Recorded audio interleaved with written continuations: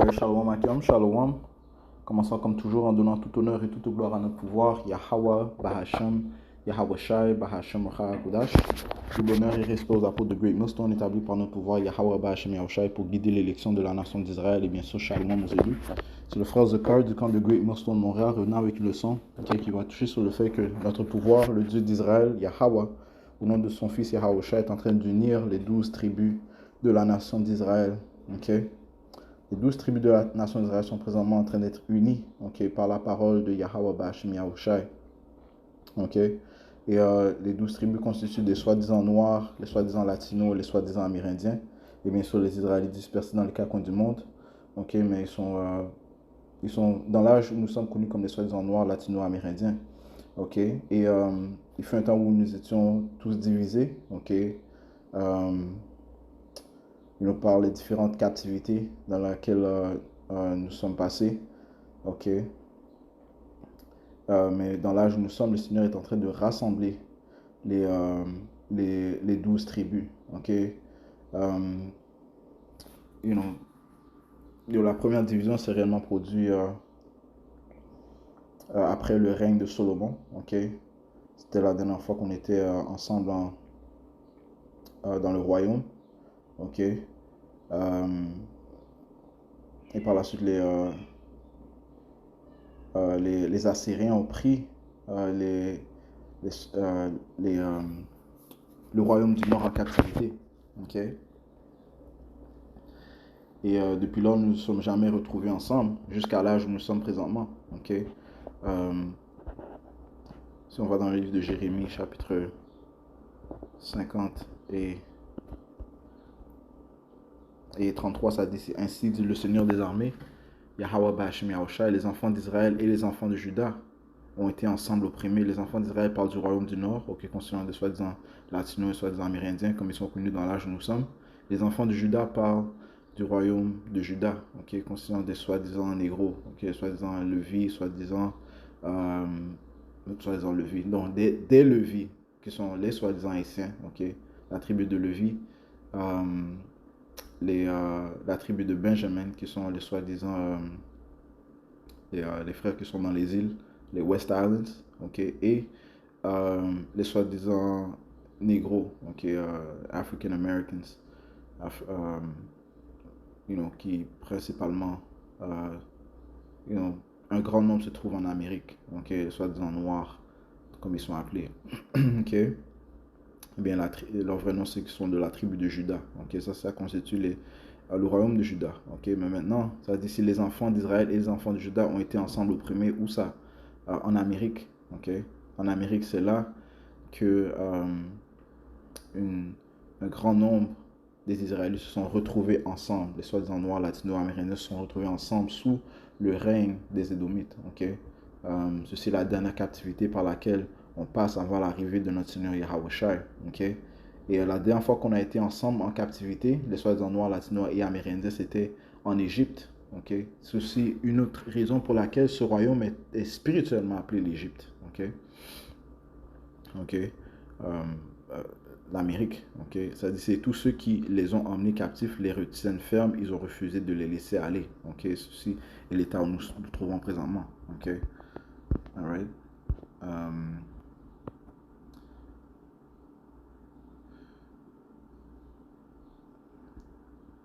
Et il fut un temps où nous étions morts, spirituellement.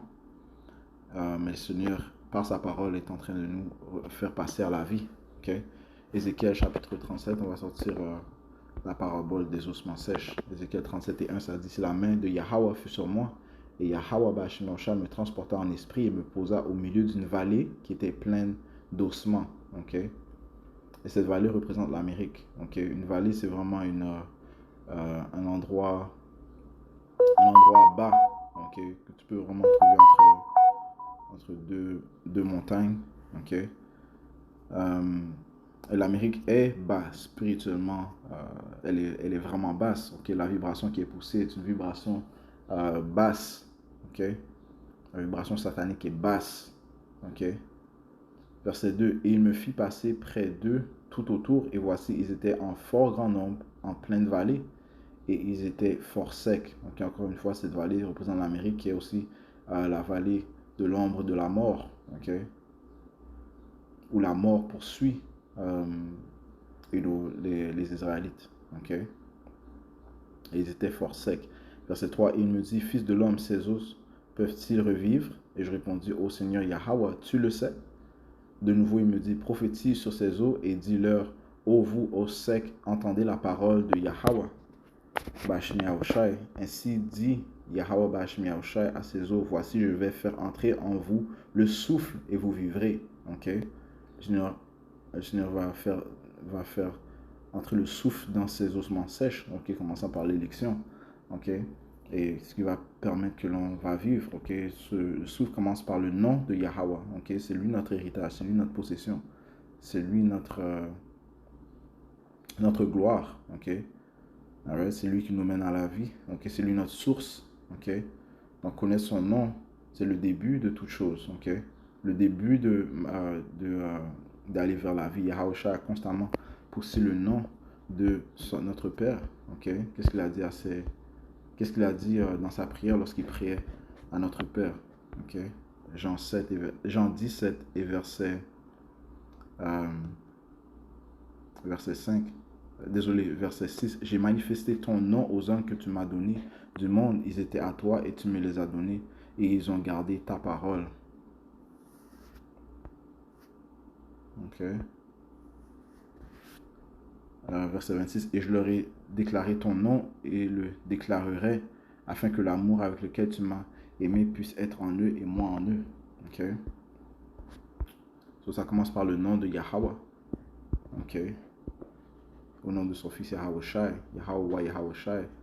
Proverbe chapitre 18 et 10, ça dit ici, le nom de Yahweh est une tour forte, ok, Yahweh, Yahawashi est une tour forte. Afin d'avoir accès au Père, on doit passer par le Fils. Donc, lorsqu'on prie, on doit prier à Yahweh au nom du Fils Yahawashi, c'est lui qui nous donne accès au Père. Ok, Yahawashi dit ça clairement, ok, il a dit, je suis le chemin, la vérité et la vie, nul ne passe vers le Père que par moi.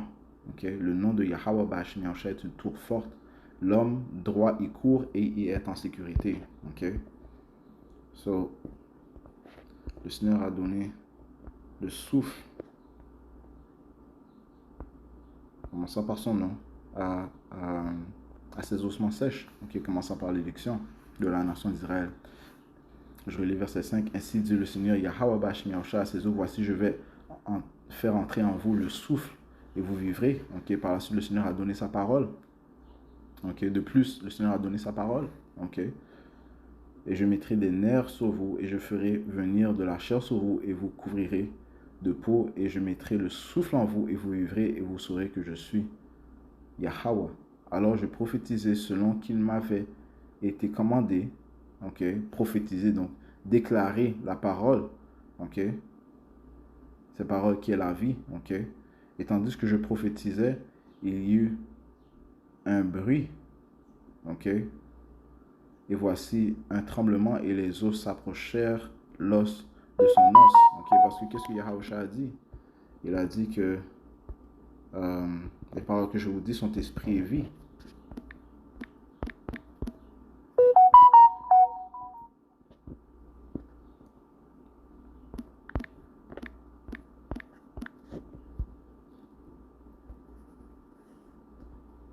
Jean 6 et 63 et aussi Jean 6 et 63. Ok. Jean chapitre 6 et verset 63, ça dit ici, c'est l'esprit qui vivifie, la chair ne profite de rien. Les paroles que je vous dis, elles sont esprit et elles sont vie. Ok. Donc ces paroles, c'est elles qui nous mènent à la vie. Ok. Yahawashi a dit que l'homme ne vivra pas par le pain, mais par chaque parole qui provient de Yahweh Bashmiaoshai, qui provient de Yahweh. Ok.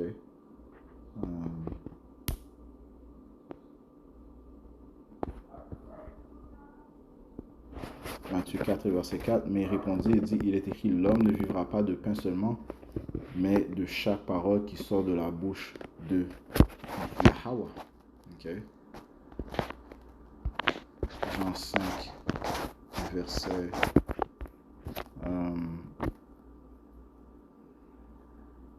25. En vérité, je vous dis, l'heure vient et est maintenant lorsque les morts entendront la voix du Fils de Yahweh et ceux qui entendent vivront. Ok.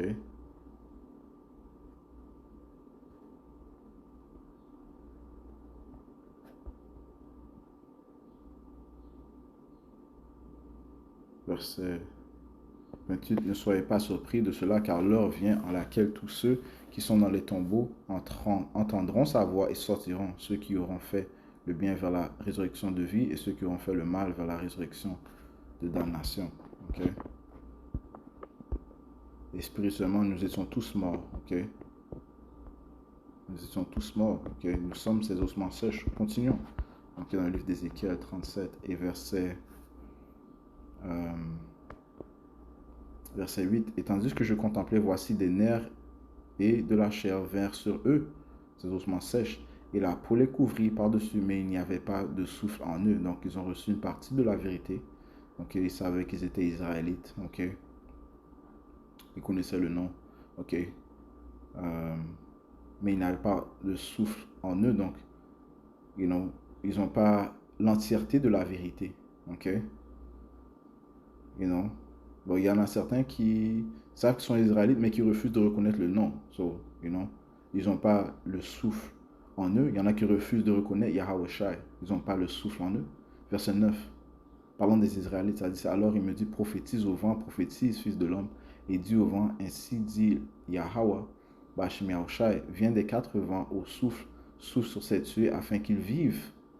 Je prophétisais donc comme il m'avait été commandé, et le souffle entra en eux, et ils étaient vivants, et se tenaient sur leurs pieds une extrêmement grande armée. Ok, ça c'est l'élection. Ok, ceux qui acceptent Yahweh, wa Yahweh Shai, ainsi que sa parole, ceux qui acceptent aussi ce que Yahweh Shai a envoyé. Donc ils acceptent l'entièreté de la parole. C'est la parole qui mène à la vie. Ok. La parole de Yahweh, Ba'ashem Yahweh Shai, verset 11. Alors il me dit, fils de l'homme, ces os sont toute la maison d'Israël. Ok. Ces os sont toute la maison d'Israël. Voici, ils disent, nos os sont desséchés et notre espérance est perdue, nous sommes retranchés. Okay? Donc nous étions tous des ossements sèches, nous étions tous perdus. Okay? Le Seigneur a prophétisé à Jérémie que l'on serait détourné de notre héritage. Jérémie 17, verset 4, ça dit, c'est toi et même toi-même, tu abandonneras l'héritage que je t'avais donné. Okay? Nous allons oublier notre Père, son Fils, les prophéties, notre terre, notre nationalité. Okay? Ainsi de suite. Okay? Et toi et même toi-même, tu abandonneras l'héritage que je t'avais donné et je ferai en sorte que tu serviras tes ennemis dans un pays que tu ne connais pas. Okay? Car vous avez allumé le feu de mon courroux, lequel brûlera pour toujours, donc une longue période de temps. Jusqu'à temps que Yahweh Shai envoie son souffle, okay? Pour que son Esprit Saint, okay? Pour que l'on obtienne la vie. Okay? Qu'on passe de la mort spirituelle à la vie. Okay? Donc nous étions tous morts, okay? Toute la nation d'Israël. Okay?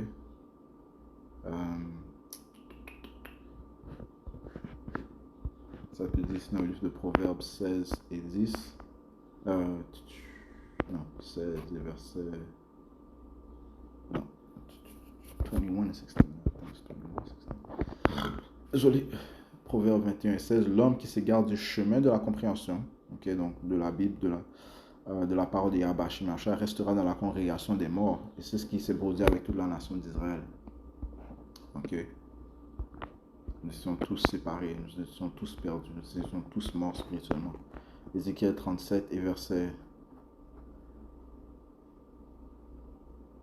11. Alors il me dit, fils de l'homme, ces os sont toute la maison d'Israël. Voici, ils disent, nos os sont desséchés et notre espérance est perdue. Nous sommes retranchés. C'est pourquoi prophétise et dis-leur, ainsi dit Yahweh, Bashim Yahushai, voici, j'ouvrirai vos tombes et vous ferez monter de vos tombes, ô mon peuple, et je vous amènerai dans le pays d'Israël. Ok, ça c'est une prophétie qui s'apprête à être se réaliser. Donc à la venue de Yahweh Shai, le Seigneur va rapporter son peuple dans la terre d'Israël. Ok. tout son peuple, ok, les 12 tribus, commençant par l'élection, bien sûr, ok. Et vous saurez que je suis Yahweh quand j'aurai ouvert vos tombes et que je vous aurai remonté de vos tombes, ô mon peuple. Je mettrai mon esprit en vous et vous vivrez. Ouais, c'est l'esprit qui mène à la vie. Donc, la parole de Yahweh Bashim Yahusha et la compréhension de la parole de Yahweh Bashim Yahusha nous fait passer de la mort à la vie. Donc, le Seigneur a envoyé son Saint-Esprit pour que l'on comprenne sa parole. Il a envoyé ses hommes pour que l'on comprenne sa parole. Ok? Que l'on puisse passer de la mort à la vie. Je mettrai mon esprit en vous et vous vivrez, et je vous placerai dans votre pays, et vous saurez que moi, Yahweh l'ai dit, et les faits dit Yahweh. Bashim Yahusha, et la parole du Seigneur vient à moi de nouveau, disant, et toi, fils de l'homme, prends un morceau de bois, écrit dessus pour Judas et pour les enfants d'Israël, ses compagnons. Puis prends un autre morceau de bois et écris dessus pour Joseph, le bois d'Éphraïm, et pour toute la maison d'Israël, ses compagnons. Ok? Et joins-les l'un à l'autre en une seule pièce et deviendront unis dans ta main. Ok? Donc, le Seigneur est en train de créer une union avec le royaume de Juda et le royaume du nord, okay, le royaume d'Israël, okay, qui est aussi appelé, des fois appelé Joseph ou bien Ephraim. Okay? Ça parle du royaume du nord. Okay, donc, et c'est pour ça que l'on a lorsqu'on va au camp, on a le tableau qui indique les noms des 12 tribus d'Israël, man. Ok.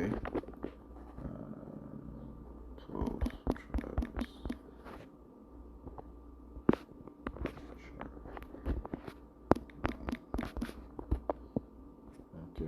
Comme on voit ici. Ok.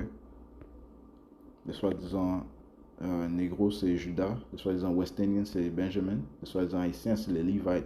Les soi-disant dominicains, Simeon. Soi-disant Guatemala, du Guatemala au Panama, c'est Zebulon. Les soi-disant portoricains, c'est Ephraim. Les soi-disant cubains, c'est les Manassés. Les soi-disant North American Indians, c'est Gad. Ok. Les Gadites. Ok. Les soi-disant amérindiens. Ok. Les Seminole Indians, c'est les Reuben. Les soi-disant de l'Argentine au Chili, c'est Naphtali. Les soi-disant de la Colombie à Uruguay, c'est Asher. Les soi-disant mexicains, c'est Issachar. Okay? Donc, ceux-ci sont les 12 tribus de la nation d'Israël, okay, qui étaient morts il fut un temps, mais par l'Esprit Saint de Yahweh Bashim Yahusha, nous sommes passés de la mort à la vie. Le Seigneur est en train d'unir ces tribus. Okay?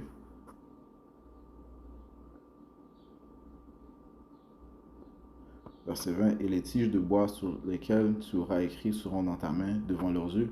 Dis-leur ainsi, dit le Seigneur Yahweh Bashim Yahusha, voici je m'en vais prendre les enfants d'Israël du milieu des païens où ils sont allés, et je les rassemblerai de toutes parts et les amènerai dans leur pays. Et je ferai d'eux une seule nation dans le pays, sur les montagnes d'Israël, une seule nation, et un seul roi sera roi pour eux tous. Okay, commençant par Yahusha, et en dessous de Yahusha, le roi, ce sera le roi David. Okay, et ils ne seront plus deux nations et ne seront plus jamais divisés en deux royaumes. Okay, encore une fois, la séparation s'est produite après le royaume de Solomon, okay, où Rehoboam et Jéroboam régnaient. Okay. Le royaume était divisé. Le Seigneur va mettre fin à cette division et unir les 12 tribus. Okay. Verset 23, ils ne se souilleront plus par leurs idoles, ni par leurs détestables choses, ni par toutes leurs transgressions, mais je les sauverai de toutes leurs demeures dans lesquelles ils ont péché, et je les nettoierai, ainsi ils seront mon peuple, et je serai leur Dieu. Et David, mon serviteur, sera roi sur eux, voilà. Ils auront tous un seul berger, et ils marcheront en mes jugements, et observeront mes statuts, et les feront. Right? Et à ce point-là, les lois, les statuts et les commandements seront insérés dans les membres des Israélites, dans leur cœur et dans leur cerveau. Okay. Ceci est la nouvelle alliance qui sera accomplie, et ça se produira à la venue de notre Seigneur Yahushua. On lit ça dans le livre de Hébreux, le 8e chapitre, Jérémie, le 31e chapitre, commençons au 31e verset, le livre d'Ézéchiel, le 36e chapitre. Donc ça parle de ces nouvelles alliances que le Seigneur va former avec la nation d'Israël, les 12 tribus. Verset 25, et demeureront dans le pays que j'ai donné à Jacob, mon serviteur, dans lequel vos pères ont demeuré, et demeureront, dis-je, eux, et leurs enfants et les enfants de leurs enfants à toujours, et mon serviteur David sera leur prince à toujours. De plus, je traiterai une alliance de paix avec eux, il y aura une alliance éternelle avec eux, et je les établirai et les multiplierai, et je mettrai mon sanctuaire au milieu d'eux pour toujours. Mon tabernacle aussi sera avec eux, je serai leur Dieu, ils seront mon peuple.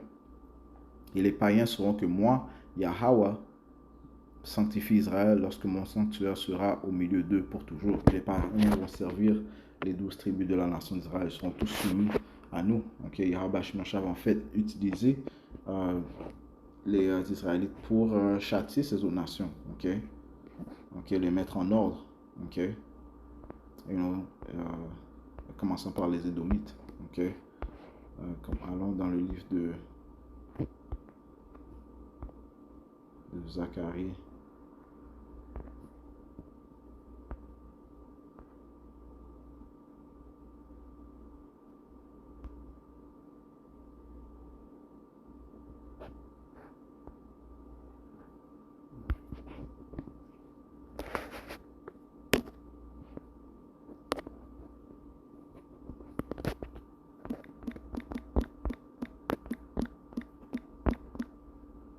Zacharie 9 et 13. Ça dit ici: